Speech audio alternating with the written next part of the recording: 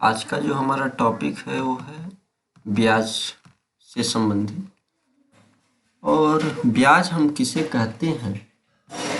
तो महाजन या साहूकार द्वारा दिए गए धन को उपयोग करने अर्थात अपने काम में लाने के बदले जो धन ऋणी धनी को देता है उसे हम ब्याज कहते हैं। जैसे हम किसी साहूकार ने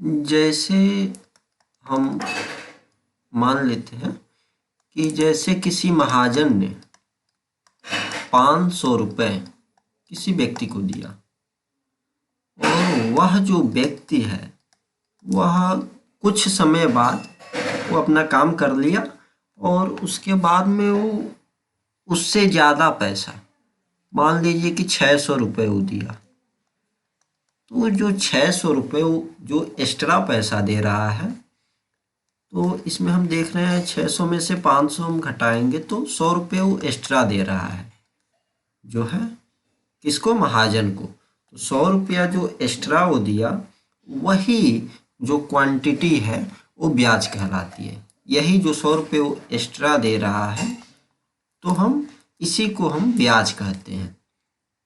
ठीक है। जैसे जैसे हम किसी से भी उधार लेते हैं और जो है कहते हैं कि हम इतने समय बाद आपको हम उससे ज़्यादा पैसा देंगे, तो वो जो एक्स्ट्रा पैसा जो हम देते हैं उसके बदले में वो जो है ब्याज कहलाता है। और यहीं पे हम समझ लेते हैं जो वह ये 600 रुपये जो दे रहा है एक्स्ट्रा, वो जो कहलाता है उसे हम मिश्रधन कहते हैं। ठीक है। और जो साहूकार जितना रुपये हमें दिया था, यह जो है 500 रुपये, वो जो है मूलधन कहलाता है। ठीक है। और जितने समय के लिए भी वो देगा वो टाइम कहलाएगा। ठीक है। तो इसमें हम देखते हैं, अब ब्याज के बारे में हम समझ गए हैं।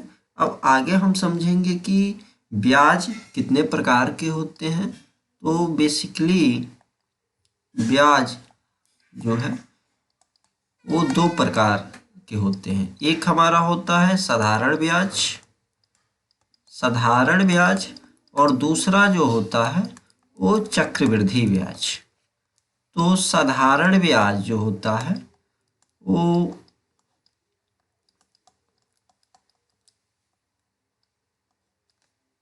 उसका फार्मूला जो होता है साधारण ब्याज का, तो ये ब्याज 2 प्रकार के होते हैं, साधारण ब्याज और चक्रवृद्धि ब्याज। तो साधारण ब्याज क्या होता है?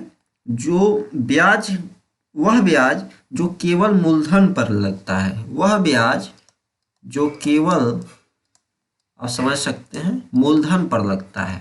ठीक है। वह ब्याज जो केवल मूलधन पे लगता है। और वह ब्याज जो मूलधन और मिश्रधन, मूलधन प्लस मिश्रधन दोनों पे लगता है, उसे हम चक्रवृद्धि ब्याज कहते हैं। जैसे मान लीजिए कि अगर कोई 4 वर्ष बाद देता है पैसा किसी को, साहूकार को, तो जो पहले साल का जो आएगा उसका ब्याज, वह अगले साल जब उसका ब्याज निकाला जाएगा तो वो क्वांटिटी जो है, जैसे कि मूलधन और हमारा जो ब्याज मान लीजिए 1 साल के लिए जो निकला है, 1 वर्ष के लिए, तो ये तो हमारा मिश्रधन निकल गया जो है। तो यह अगर अगले वर्ष जैसे दूसरे वर्ष हमें निकालना होगा मिश्रधन, तो यह जो क्वांटिटी है मूलधन और ब्याज, तो यह काम करेगा हमारा मूलधन का। ये जो मिश्रधन है वह अगले साल क्या हो जाएगा, हमारा मूलधन बन जाएगा। तो इसमें हम कह सकते हैं बेसिकली कि मूलधन और ये जो है मूलधन और मिश्रधन, इन दोनों पे ब्याज लगता है, तो उस ब्याज को हम चक्रवृद्धि ब्याज कहते हैं। ओके, तो अब इसका फार्मूला हम देखेंगे कि साधारण ब्याज का फार्मूला क्या होता है। तो साधारण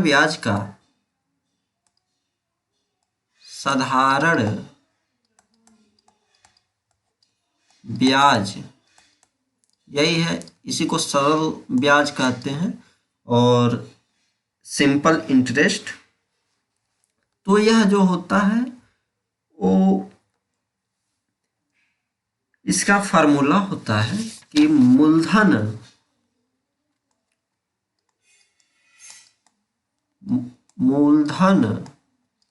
गुणे समय और जो प्रतिशत दर है, जितने परसेंट पे कोई साहूकार हमें पैसा देता है और तो वह हमारी दर होती है, और यही हो जाएगा 100 के।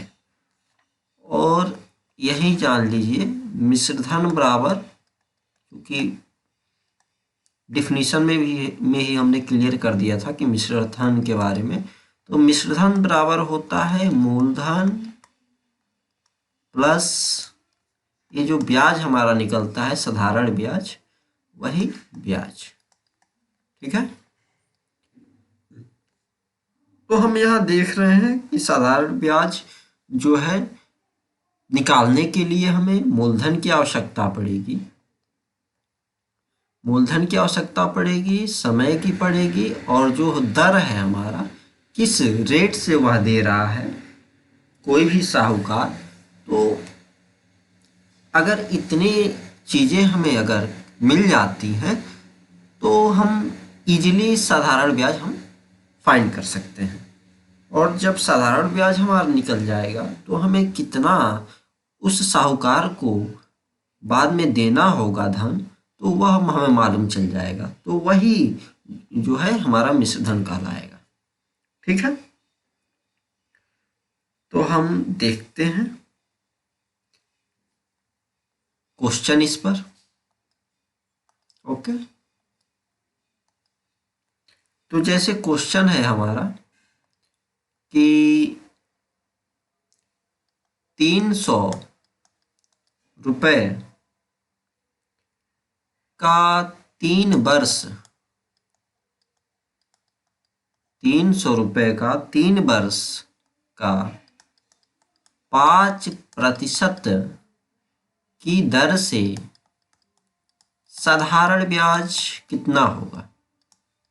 5% की दर से साधारण ब्याज जो है कितना होगा। तो हम यहाँ पे हम देखेंगे हमारा क्या क्या दिया गया है। तो यहाँ पे मूलधन दिया गया है, मूलधन कितना है हमारा 300। ठीक है, और जो है समय जो दिया गया है, जो वर्ष में है, समय जो है हमारा 3 वर्ष है। ठीक है, और जो है दर है, प्रतिशत दर, वो है 5% दिया गया है। तो हम फार्मूला जानते हैं कि ब्याज बराबर क्या होता है। तो ब्याज बराबर होता है फार्मूला मूलधन गुणे समय गुणे दर, और डिवाइडेड कितना हो जाता है 100 से। ओके, तो हम इस फार्मूले में इसको रखेंगे। तो 300 गुणे 3 इंटू 5 डिवाइडेड बाई 100, तो यह हमारा आ जाएगा 5 तिहाई 15, 15 तिया 45 रुपये। तो यह तो हमारा जो है साधारण ब्याज निकल गया।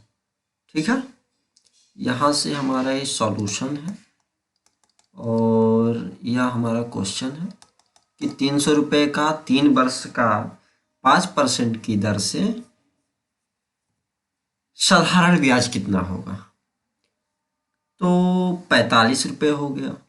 अगर हम इसमें पूछें कि अच्छा हमें साधारण ब्याज तो मिल गया, अब आप बताइए कि मिश्रधन कितना होगा। ठीक है, तो मिश्रधन बराबर होता क्या है, जो हमें लास्ट में उस साहूकार को देना होता है।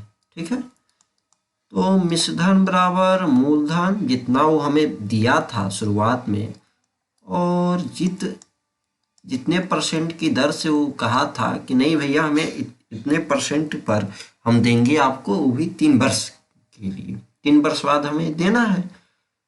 तो यह हमारा आंसर आ जाएगा। मूलधन हम यहाँ पे मिला हमारा है 300 रुपये, और हमने फाइंड किया है, हमारा जो ब्याज आया है वो 45 आया है। ठीक है, 45।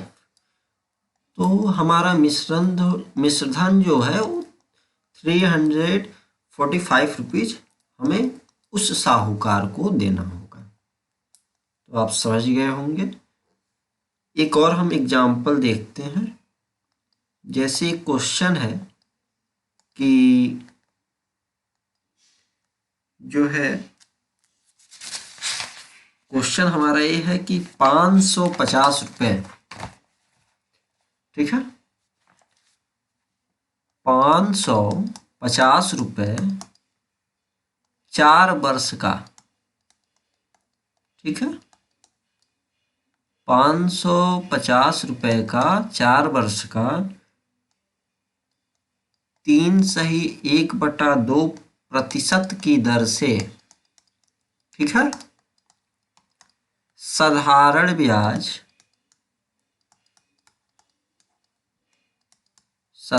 ब्याज व मिश्रधन कितना होगा। ठीक है,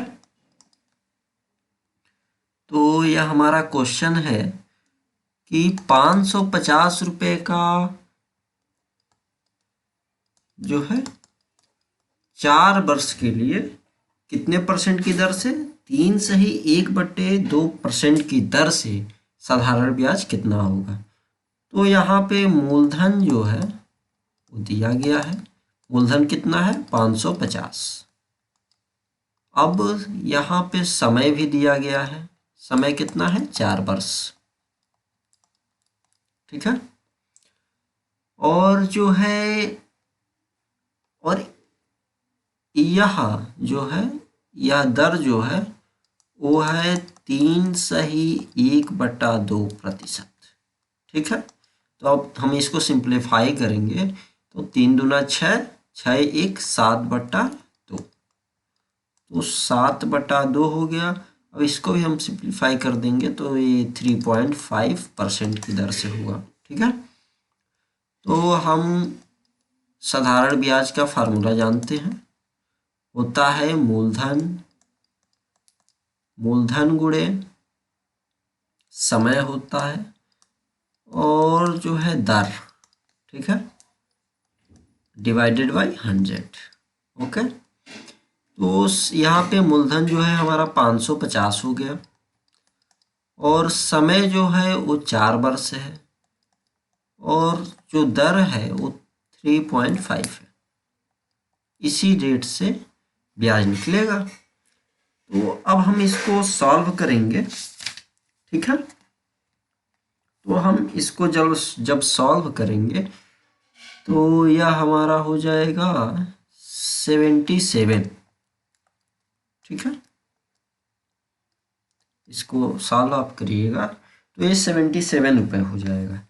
तो यह हमारा ब्याज जो है वो कितना आ गया, ये 77 आ गया। ठीक है, अब हमें मिश्रधन भी ज्ञात करना है। ठीक है, तो मिश्रधन बराबर होता है मूलधन प्लस ब्याज, जो इंटरेस्ट हमें मिल रहा है वो। तो मूलधन आपका 550 है, और जो है ये 77 रुपये ब्याज आया है, तो टोटल जो है हमारा वो आ जाएगा 7 2 और 6 627 इतने रुपए मिश्र धन हो जाएगा। ओके, तो नेक्स्ट वीडियो में हम ज्ञात करेंगे चक्रवृद्धि ब्याज के बारे में हम देखेंगे। Thank you.